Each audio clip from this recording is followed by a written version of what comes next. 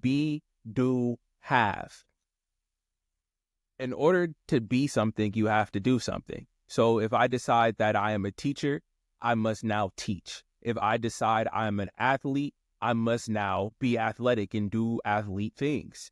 I have to go to the gym.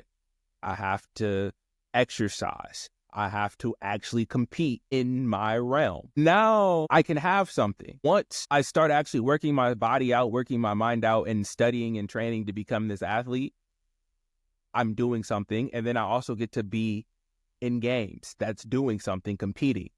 But now I have something as well.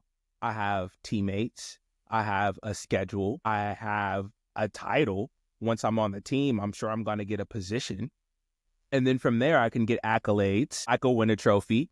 But before I decided to be the athlete, I didn't have accolades. I didn't have teammates. I didn't have a jersey. I didn't have a schedule. I didn't have any of these things because I wasn't doing anything.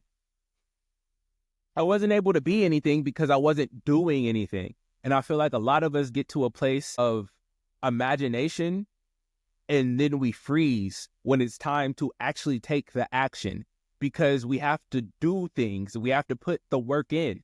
But before we do all of this work, we sit there and remind ourselves of all the negatives that might happen.